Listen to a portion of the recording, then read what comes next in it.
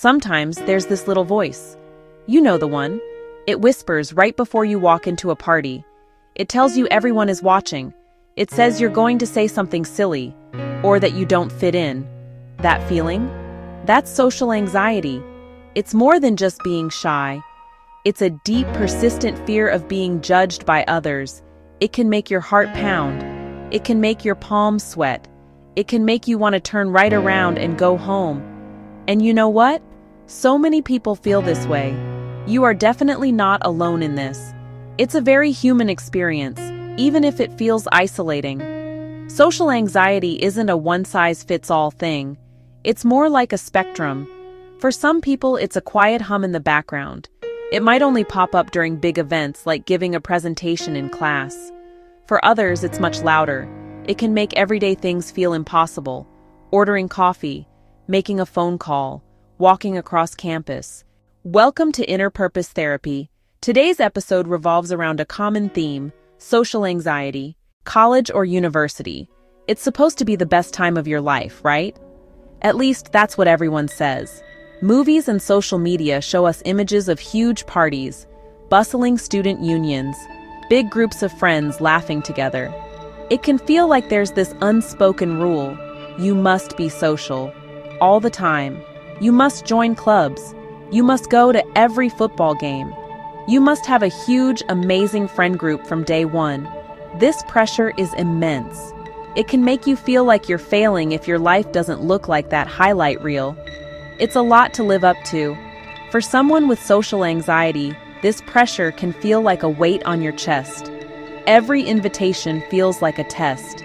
Every social gathering feels like a potential minefield of judgment. While some people seem to thrive on constant interaction, for you, it might feel like running a marathon you never trained for. You see others moving from group to group with ease, and you wonder, what's wrong with me? Why can't I do that? The truth is, there is nothing wrong with you. Many people feel this way. They just don't talk about it. The fear of missing out, or FOMO, is so real in college. Your phone buzzes with notifications. You see pictures of people you know at a party you decided to skip. Instantly, that little voice starts up again. It tells you you're missing out on memories. It says you're being left behind. This can create a terrible conflict inside you. It's okay to honor your need for quiet. It takes so much mental energy to put on a brave face, to pretend you're having a great time when you're really counting the minutes until you can leave. When you're feeling anxious, it's natural to look for a quick fix, something to take the edge off. In college, alcohol often seems like the easiest answer. It's everywhere. It's presented as a social lubricant, the key to unlocking a fun, carefree version of yourself. People call it liquid courage for a reason. That first drink can feel like a switch flipping. Suddenly, the anxious thoughts get quieter. The fear of saying the wrong thing fades. You feel looser, more confident, more able to join in. It can feel like a magic solution to your social anxiety problem. But here's the thing about that magic solution. It's temporary. It comes with a cost. Relying on alcohol to socialize can become a crutch. You might start to believe you can't be social without it. I need a drink before I can go to this party. I can only talk to people after I've had a few. This creates a dependency. You're not actually learning how to manage your anxiety. You're just masking it. You're not building real, lasting confidence. You're borrowing it from a bottle. And that borrowed confidence disappears the next morning. The long-term effects can be even worse. The day after drinking, you might experience something called hangxiety, a physical hangover, a spike in anxiety, shaky, paranoid, full of regret. You might lie in bed replaying every moment from the night before, cringing at things you said or did. The alcohol that was supposed to help your anxiety ends up making it 10 times worse in the long run. This creates a vicious cycle. Ultimately, using alcohol or other substances to cope prevents you from developing real coping skills. It stops you from getting to know the wonderful, capable person you are without it. Your authentic self is in there, the person who can connect with others on their own terms. So, if alcohol isn't the answer, what is? Well, it starts with understanding yourself.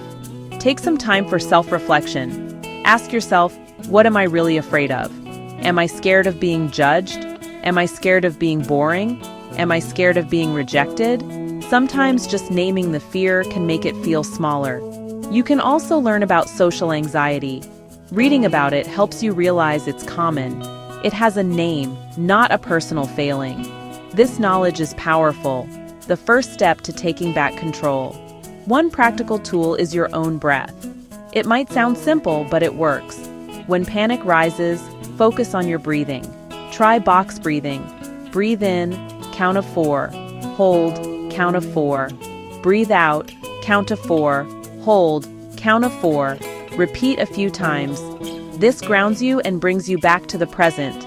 Preparation can be your best friend. Don't go into events cold. Think of a few conversation starters. They don't have to be brilliant.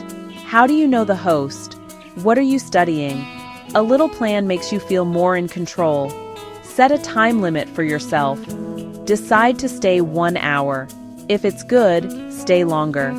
Having an out makes it less daunting. It's your social life. You make the rules. Try sober socializing. Go to a coffee shop with a friend. Join a study group at the library. Go for a walk in a park. Choose low-pressure situations. Afterward, notice how it went. Did the world end? Probably not. You might have had a nice time. Conversations can feel more meaningful. These small, sober victories build real confidence.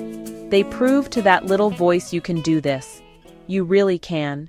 It's so important to hear this again and again. You are not alone. So many people are navigating these same feelings. They might just be better at hiding it. Social anxiety is incredibly common, especially during a time of big life changes like college. People just don't put it on their Instagram stories. They don't announce it at parties. But behind the smiles and the laughter, many are fighting their own battles with that same little voice. Knowing this doesn't magically make the anxiety disappear, but it can make you feel less isolated in your experience. The next step is a big one: self-acceptance. Maybe you're not a social butterfly, and that is perfectly, wonderfully okay. Society tells us that being an extrovert is the ideal, but that's just not true. There is no right or wrong way to be. Some people get their energy from big groups. Others recharge by being alone. Others recharge by being with 1 or 2 close friends. It's okay to prefer a quiet night in with a good book over a loud party.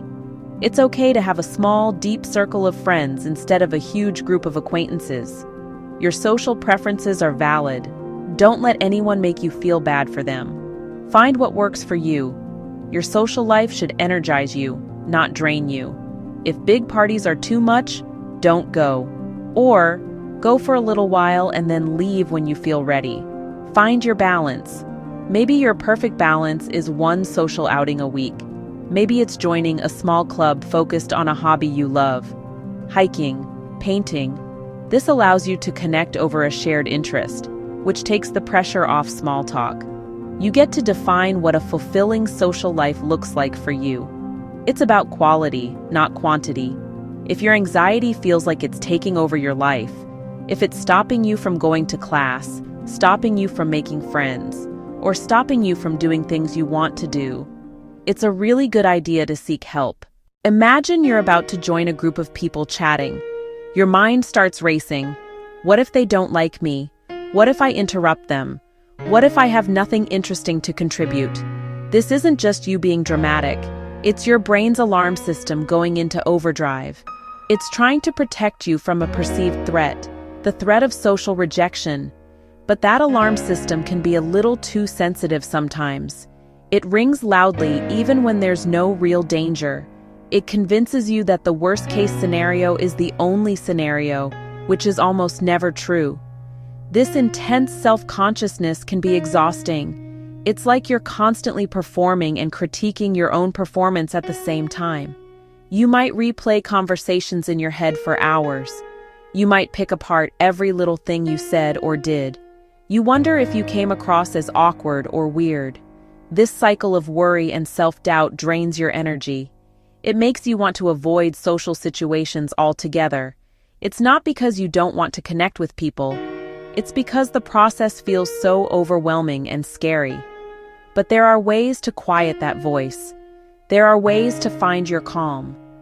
It's important to remember that whatever your experience is, it's valid. Your feelings are real and they matter. You deserve patience, care, and time. One small step at a time is more than enough.